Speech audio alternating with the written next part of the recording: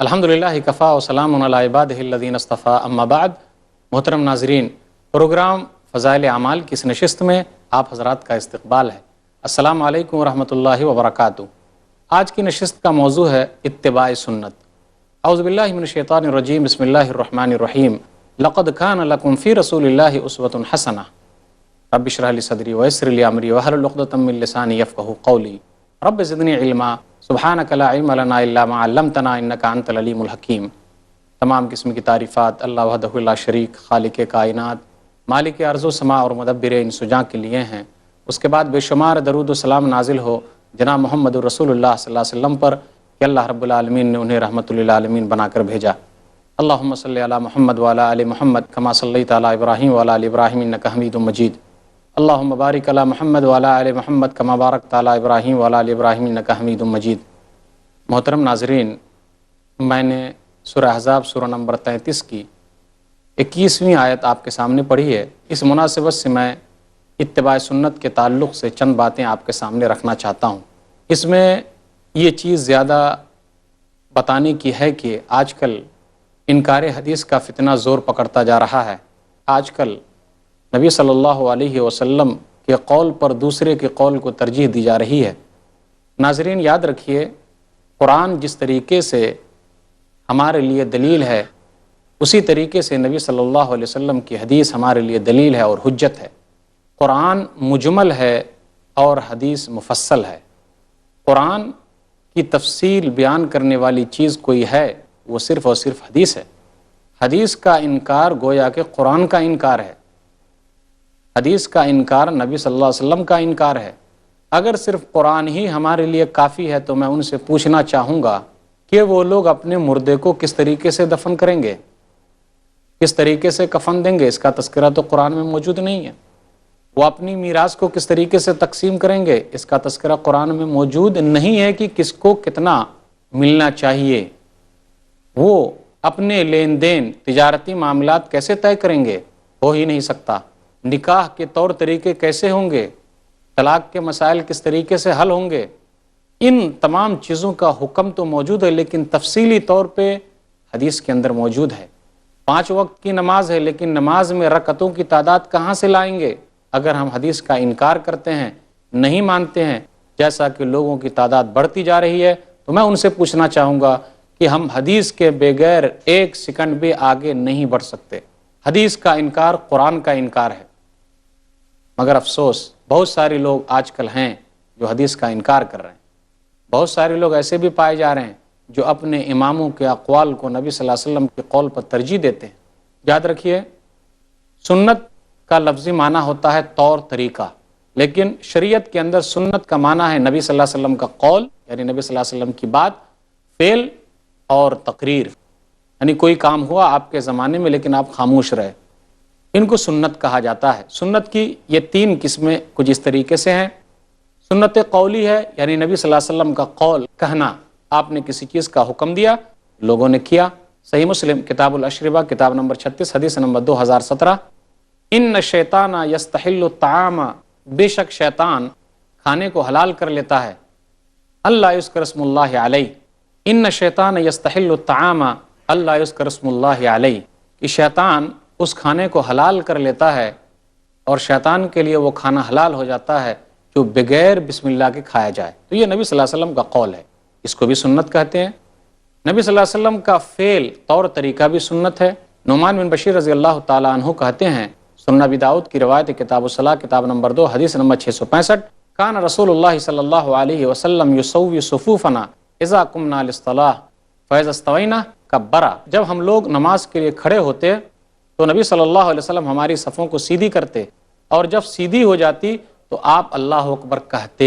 تو گویا کہ آپ کا یہ کام بتلایا گیا، یہ بھی سنت ہے۔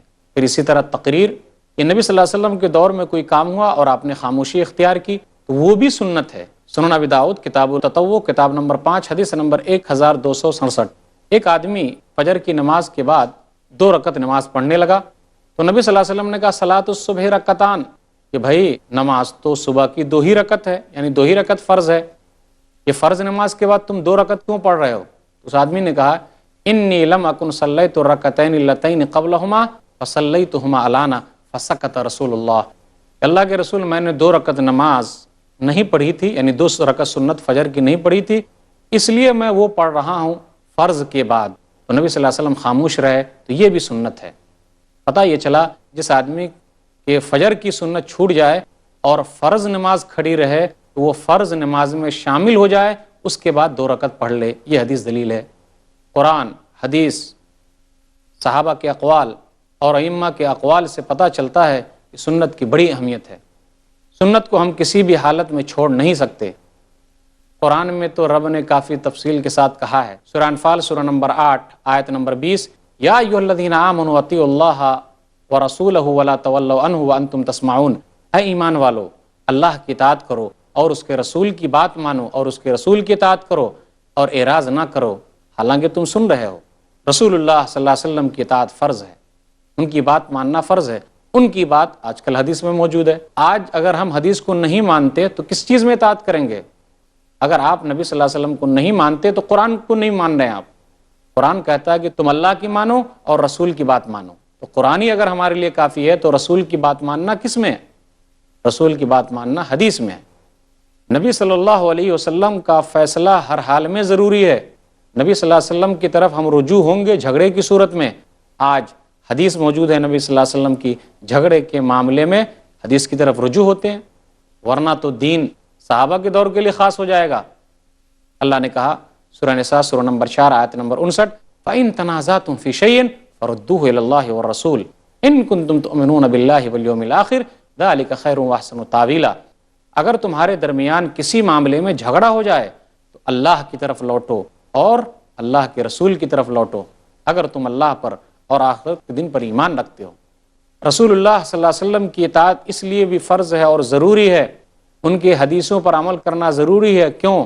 اس لیے کہ نبی صلی اللہ علیہ وسلم کی بات اپنی بات نہیں ہوتی، بلکہ جو وحی آپ کے اوپر اتاری جاتی ہے وہ بات ہے، یہ بات اللہ کی بات ہے۔ سورہ نجم سورہ نمبر 53 آیت نمبر 3 اور 4، وما ينطق عن الهوى ان هو الا وحی یوحی، کہ آپ اپنی خواہش سے کچھ بھی نہیں بولتے مگر وہ چیز بولتے ہیں جو اللہ کی طرف سے آپ پر اتاری جاتی ہے۔ رسول اللہ صلی اللہ علیہ وسلم کا فیصلہ آنے کے بعد کسی کو بھی کسی طریقے کا کوئی اختیار نہیں ہے۔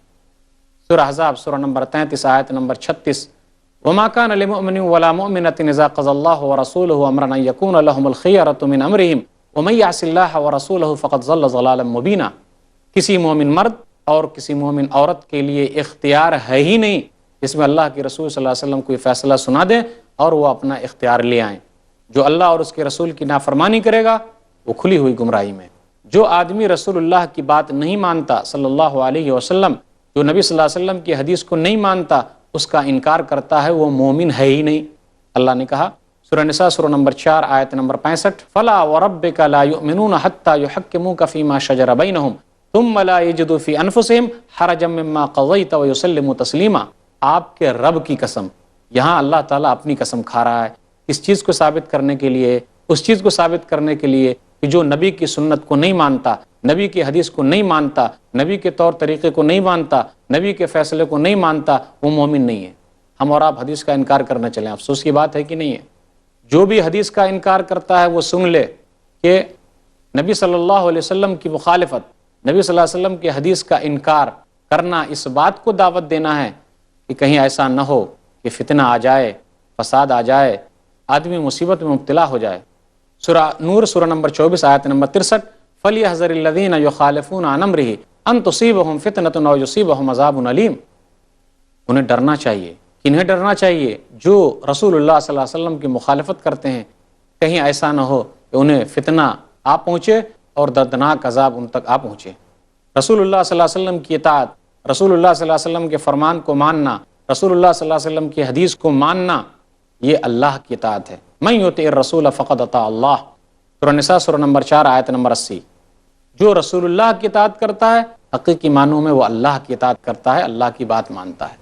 جو کوئی چاہتا ہے کہ دنیا اور آخرت میں کامیابی حاصل کرے تو رب نے کہا کہ رسول اللہ کی اطاعت کے بغیر وہ حاصل نہیں کر سکتا، ورنہ تو ہر آدمی اپنے اپنے حساب سے کوئی شریعت لے آئے گا۔ قرآن کو کون سمجھانے والا ہے؟ سب سے پہلے کس نے سمجھایا؟ نبی صلی اللہ علیہ وسلم نے۔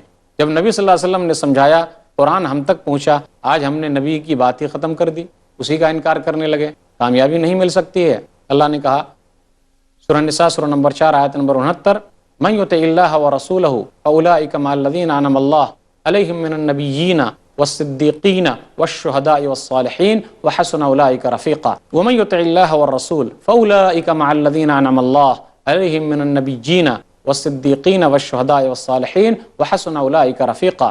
جو اللہ کی اطاعت کرتے اور اس کے رسول کی اطاعت کرتے ہیں، بات مانتے ہیں، تو وہ ہوں گے ان کے ساتھ جن پر انعام ہوا، نبیوں کے ساتھ، صدیقین کے ساتھ، سچے لوگوں کے ساتھ، شہداء کے ساتھ، نیک لوگوں کے ساتھ۔ کیا ہی بہترین یارانہ ہے، دوستانہ ہے۔ تو فضیلت ہے نبی صلی اللہ علیہ وسلم کے قول کو ماننے میں، نبی صلی اللہ علیہ وسلم کی حدیث کو انکار کرنے میں کچھ بھی فضیلت نہیں ہے۔ یہی وجہ ہے کہ پیارے نبی صلی اللہ علیہ وسلم نے، ناظرین غور کیجئے کہ انہوں نے حدیث میں بیان فرما دیا تھا کہ چند لوگ ایسے پیدا ہوں گے جو یہ کہیں گے کہ قرآن ہمارے لیے کافی ہے۔ اب اس حدیث کے ثابت ہونے کا وقت آ گیا، ہم لوگوں کو بچ کے رہنا چاہیے۔ سنن ابی داؤد کتاب السنہ کتاب نمبر 39 باب نمبر 5 باب فی لزوم السنہ حدیث نمبر 4604 صحیح حدیث ہے، ابو داؤد کی روایت ہے۔ علامہ البانی رحمہ اللہ نے اس حدیث کو صحیح کہا ہے، مقدام سے روایت ہے۔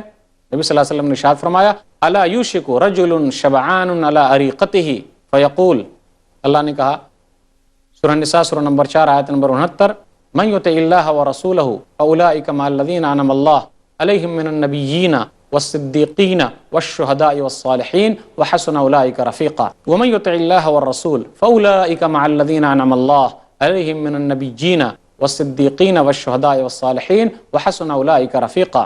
جو اللہ کی اطاعت کرتے اور اس کے رسول کی اطاعت کرتے ہیں، بات مانتے ہیں، تو وہ ہوں گے ان کے ساتھ جن پر انعام ہوا، نبیوں کے ساتھ، صدیقین کے ساتھ، سچے لوگوں کے ساتھ، شہداء کے ساتھ، نیک لوگوں کے ساتھ۔ کیا ہی بہترین یارانہ ہے، دوستانہ ہے۔ تو فضیلت ہے نبی صلی اللہ علیہ وسلم کے قول کو ماننے میں، نبی صلی اللہ علیہ وسلم کی حدیث کو انکار کرنے میں کچھ بھی فضیلت نہیں ہے۔ یہی وجہ ہے کہ پیارے نبی صلی اللہ علیہ وسلم نے، ناظرین غور کیجئے کہ انہوں نے حدیث میں بیان فرما دیا تھا کہ چند لوگ ایسے پیدا ہوں گے جو یہ کہیں گے کہ قرآن ہمارے لیے کافی ہے۔ اب اس حدیث کے ثابت ہونے کا وقت آ گیا، ہم لوگوں کو بچ کے رہنا چاہیے۔ سنن ابی داؤد کتاب السنہ کتاب نمبر 39 باب نمبر 5 باب فی لزوم السنہ حدیث نمبر 4604 صحیح حدیث ہے، ابو داؤد کی روایت ہے۔ علامہ البانی رحمہ اللہ نے اس حدیث کو صحیح کہا ہے، مقدام سے روایت ہے۔ نبی صلی اللہ علیہ وسلم نے ارشاد فرمایا الا یوشک رجل شبعان علی اریقتہ فیقول، نبی صلی اللہ علیہ وسلم نے اسی وجہ سے اپنی سنت کو لازم پکڑنے کے لیے کہا، کیونکہ کچھ لوگ پیدا ہوں گے جو یہ کہیں گے کہ ہمارے لیے قرآن ہی کافی ہے۔ منکرین حدیث جو آج پیدا ہو گئے ہیں، یہ دعویٰ کرتے ہیں کہ قرآن ہمارے لیے کافی ہے۔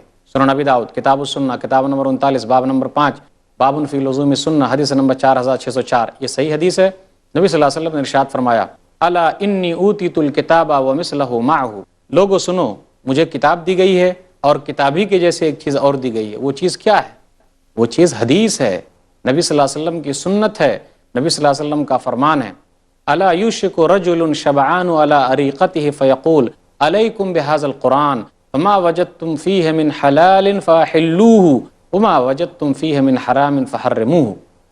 سنو، ایک خوشحال آدمی اپنے گاؤں تکیے پر بیٹھا ہوگا، ٹیک لگائے ہوا ہوگا، اپنے بستر پر بیٹھا ہوگا، اپنے مسند پر بیٹھا ہوگا، اپنے پلنگ پر بیٹھا ہوگا، اور وہ کہے گا لوگو سنو، قرآن کافی ہے، قرآن میں جو حلال ہے اس کو مان لو، جو حرام ہے اس کو حرام سمجھو۔ یعنی حدیث کی ضرورت نہیں رہی۔ آپ یاد کیجئے صحابہ کے درمیان سنت پر عمل کا کتنا بڑا جذبہ تھا۔ ابو بکر صدیق رضی اللہ تعالیٰ عنہ کا قول مشہور ہے، جو انہوں نے کہا، صحیح مسلم کتاب الجہاد کتاب نمبر 32 حدیث نمبر 1759، لست تارکا شیئا کان رسول اللہ یعمل به الا عملت به انی اخشی ان ترکت شیئا من امرہ ان ازیغ، کہ میں اس چیز کو چھوڑنے والا نہیں ہوں، میں کسی بھی چیز کو چھوڑنے والا نہیں ہوں جو نبی صلی اللہ علیہ وسلم کرتے تھے میں بھی کروں گا۔ مجھے ڈر لگا ہوا ہے کہ اگر میں رسول اللہ کی کوئی بات کو چھوڑ دیا تو میں گمراہ ہو جاؤں گا۔ کعب بن عجرہ ہیں، کتنا جذبہ ہے ان کے اندر، کس قدر سنت کی اتباع میں وہ آگے ہیں۔ آج ہم اور آپ حدیث کو ٹھکراتے ہیں۔ جب وہ مسجد میں داخل ہوئے اس کا بھی واقعہ ہے، صحیح مسلم کتاب الجمعہ کتاب نمبر 7 حدیث نمبر 864۔ دیکھا عبد الرحمن بن ام حکم بیٹھ کر خطبہ دے رہے ہیں، کیا کہنے لگے؟ انظروا الی ھذا الخبیث یخطب قاعدا، ارے دیکھو اس خبیث کی طرف، یہ بیٹھ کر خطبہ دے رہا ہے۔ جذبہ تھا نبی صلی اللہ علیہ وسلم کی سنت پر، اور وہ آیت پڑھنے لگے وَإِذَا رَأَوْا تِجَارَةً أَوْ لَهْوًا انفَضُّوا إِلَيْهَا وَتَرَكُوكَ قَائِمًا، سورہ جمعہ سورہ نمبر 62 آیت نمبر 11، کہ جب ان لوگوں نے نبی صلی اللہ علیہ وسلم کو دیکھا تھا، چند صحابہ کا تذکرہ ہے، چند لوگوں کا تذکرہ ہے کہ جب آپ خطبہ دینے کھڑے ہوئے تو جب قافلے والے آئے تو نبی صلی اللہ علیہ وسلم کو چھوڑ کر چلے گئے، چند لوگ ہی رہ گئے تھے۔ یہ جمعہ کا تذکرہ ہے۔ سنت کا جذبہ، سنت پر عمل کرنے کا جذبہ، سنت کی اتباع کا جذبہ، حدیث پر عمل کرنے کا جذبہ۔ آئیے دیکھتے ہیں، پوچھتے ہیں کن سے؟ عبداللہ بن مسعود رضی اللہ تعالیٰ عنہ سے، ان کے واقعہ پر غور کرتے ہیں۔ سنن ابی داؤد کتاب الصلاۃ کتاب نمبر 2 حدیث نمبر 1091۔ وہ مسجد میں داخل ہو رہے ہیں جبکہ نبی صلی اللہ علیہ وسلم ممبر پر بیٹھ گئے ہیں جمعہ کے لیے۔ آپ نے کہا اجلسو، اے صحابہ بیٹھ جاؤ۔ عبداللہ بن مسعود گیٹ پر ہی ہیں، جب یہ آواز سنی بیٹھ جاؤ تو وہ گیٹ پر ہی بیٹھ گئے۔ یہ جذبہ تھا۔ پھر نبی نے بلایا، تعال یا عبداللہ بن مسعود، عبداللہ بن مسعود آؤ اندر آ جاؤ۔ جہاں سنا وہیں بیٹھ گئے۔ سنت پر عمل کرنے کا جذبہ تھا۔ سنت پر عمل کرنے کا جذبہ کن کے پاس ہے؟ خریم اسدی کے پاس۔ سنن ابی داؤد کتاب اللباس کتاب نمبر 31 حدیث نمبر 4089۔ نعم الرجل خریم الاسدی لولا طول جمته واسبال ازاری، اگر اس کے بال لمبے نہ ہوتے اور اس کا تہبند دراز نہ ہوتا تو خریم سب سے اچھا آدمی ہے۔ خریم کے پاس جب یہ بات پہنچی، یہ بات ہم تک بھی پہنچی ہے، جن کے بال کافی لمبے ہیں، جن کا پائجامہ ٹخنے کے نیچے ہے، جن کی پینٹ ٹخنے کے نیچے ہے، جن کا تہبند ٹخنے کے نیچے ہے، ہم اور آپ دعویٰ کرتے ہیں کہ ہمیں نبی سے محبت ہے، ہم نبی کی سنت پر مرنے کے لیے تیار، جان دینے کے لیے تیار۔ دیکھیے صحابہ جان دینے کے لیے تیار تھے یا آپ؟ زبانی دعویٰ تو ہے لیکن عملی دعویٰ نہیں۔ زبانی دعوے کے ساتھ ساتھ عملی دعوے کا اظہار کیا خریم اسدی نے۔ جب یہ حدیث، جب یہ بات خریم اسدی تک پہنچی تو انہوں نے کہا نبی صلی اللہ علیہ وسلم میرے بارے میں ایسا کہا ہے کہ اگر میرے بال کافی لمبے نہ ہوتے، میرا پائجامہ ٹخنے کے نیچے نہ ہوتا، میری تہبند دراز نہ ہوتی تو میں بہت اچھا آدمی ہوتا۔ ٹھیک ہے، ایک کینچی لی اور اپنے بال جو ہے الا اذنیہ ہی، کانوں تک کاٹ لیا۔ تیار ہیں آپ اپنے بال کو اتنا تک کاٹنے کے لیے؟ دعویٰ ہے نبی سے محبت کا۔ اور اپنے تہبند کو الا انصاف ساقیہ، نصف پنڈلی تک کاٹ لیا۔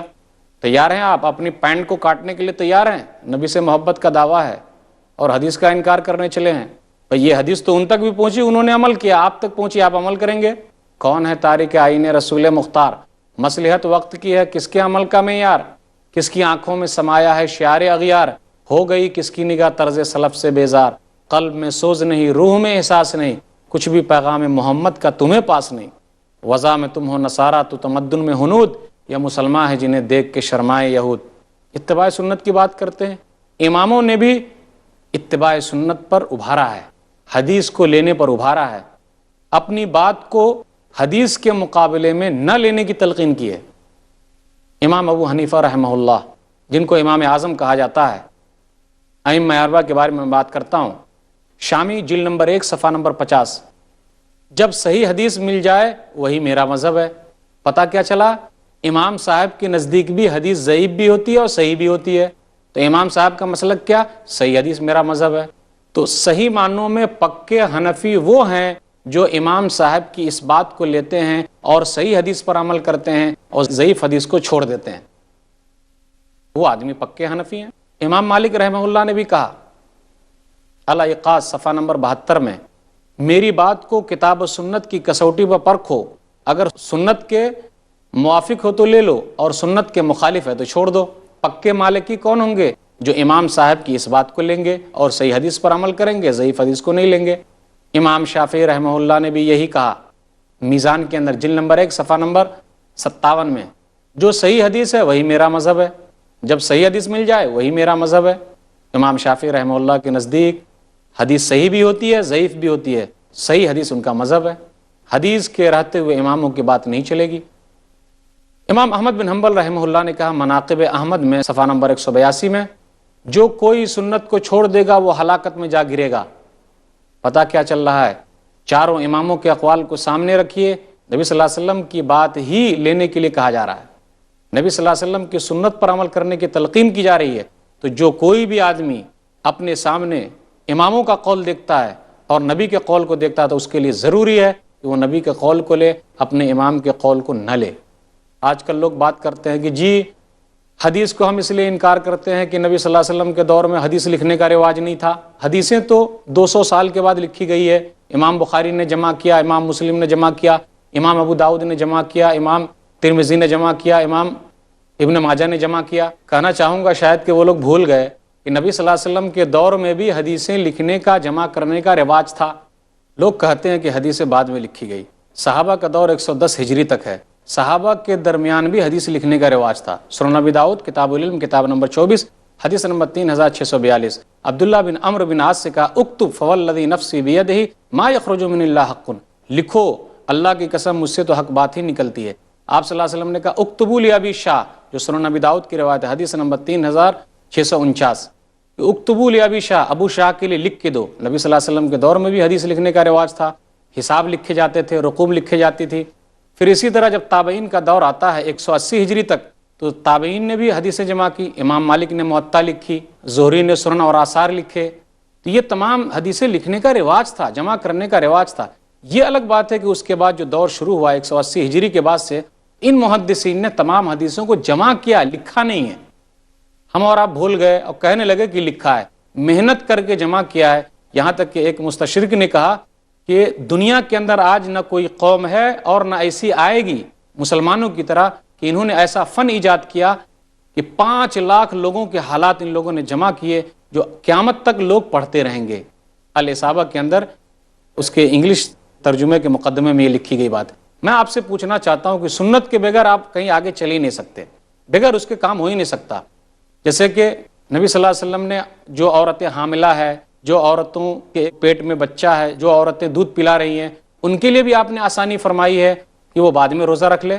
قرآن میں اس کا تذکرہ نہیں ہے، تو اسلام تو آدھا ہی رہ جائے گا. سنن نسائی کی روایت حدیث نمبر 2276. تو کل ملا کے یہ ملا کہ سنت کو ہم نہیں چھوڑ سکتے، حدیث کا ہم انکار نہیں کر سکتے. حدیث کا انکار کرنا قرآن کا انکار کرنا ہے. اللہ تعالیٰ سے دعا ہے کہ اللہ تعالیٰ ہم لوگوں کو قرآن و حدیث پر چلنے کی توفیق دے اور قرآن و حدیث پر ہی مرنے کی توفیق دے. آمین. وآخر دعوانا الحمدللہ رب العالمین. وصلی اللہ علی نبینا محمد وآلہ وصحبہ اجمعین. والسلام